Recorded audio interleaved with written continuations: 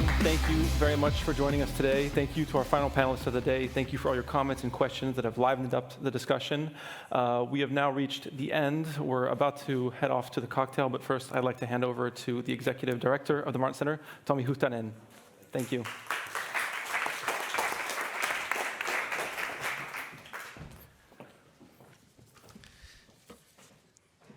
So, dear ladies and gentlemen, it's indeed my pleasure to close this very first Global Synergy conference. Just to a couple of takeaways, couple of points on this reflection.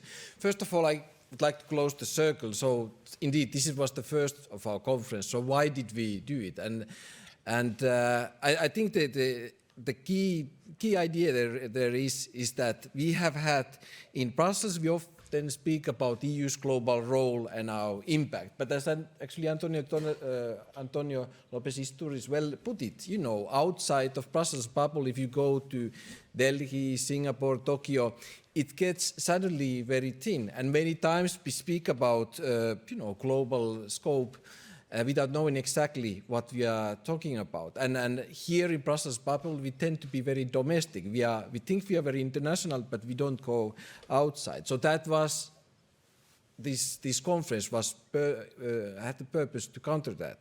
And of course, on the other hand, we have this internal challenge that if you look at the political landscape, now our topics, what we are dealing here, you have the more and more European domestic challenges. Then you have the neighborhood, you know, not only Ukraine, but you of course North Africa, which we have not discussed, and then the whole global landscape. And somehow we would need to find energy to tackle with all of that. And of course, that was one of the motivation to have this conference. On the political points and topics, geopolitics, just one point. When we were quite diplomatic about two elephants in the room, China and Russia. Concerning Russia, I don't go there because that's a wider discussion. But especially on China, I think that there is, as our Indian speaker very well put that when something happens, for example, for India, related to India's security concern, somehow there is a feeling there is no reactions from EU side. And of course, in this case, we refer to, in China's actions. Then I would claim that there is a common space and the discussion, what can we do together, especially because it's not only about guns and boats, it's also about hybrid attack, which we also feel here in Europe and as we have been hearing also in Taiwan. And that's there is a common point there. About the trade and globalization, last panel we spoke about Mercosur. I would claim that when we speak about globalization, it's really about trade. That's the core of it. And the fact that, and also, if we think about last 20, 30 years of global economic development, the driver was trade. And now there is a big move backwards, regionalization of globalization and less trade. And I think that can be and should be our common agenda, especially if I listen our Indian friends again, commenting and somehow have a feeling that Indians, for example, would have a big window of opportunity here to open up and really benefit in the same way that China did for decades. But of course, it's up to them to work, to make that decision.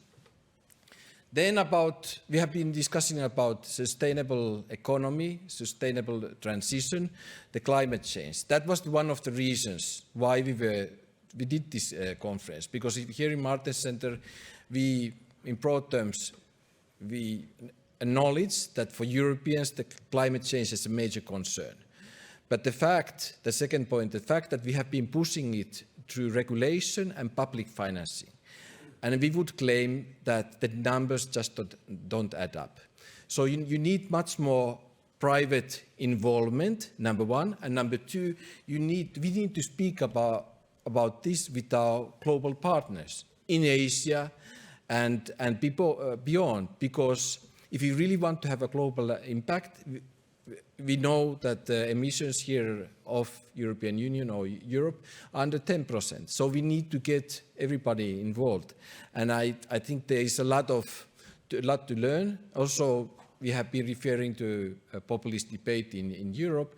But for example, if we can make an argument that what we are pushing is not only in Europe, it's not our special project, but this is something which is happening globally, we could get a stronger argument.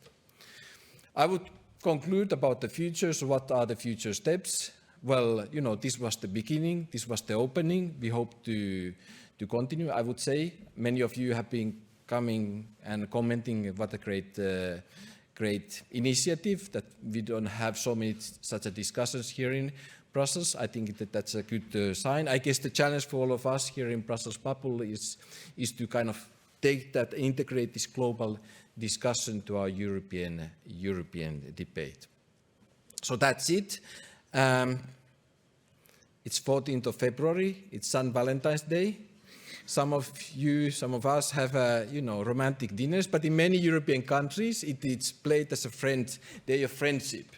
So I think it's an appropriate day to have this conference. New friendships have been made and will be made, and let's assume this is continuation of very good friendship. I would like to thank first of all the panelists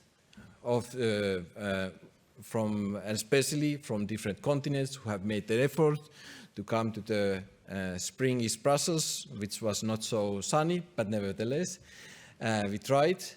I would like to thank you, the audience, also the online audience, because there's quite high numbers that you have participated. And of course, the Martens Center team. I would like to thank especially Anna-Nali Vaiko, who basically, this is just one day and a couple of hours, but I can tell you Anna has been working on this for solid 4 months. So I don't know, Anna, what you're going to do tomorrow, but I'm sure that you will find out. So with this, I would conclude the first Global Synergy Conference, and I would like to invite you to our, follow-up in our St. Valentine's Day drinks next door. Thank you very much. Thank you for coming.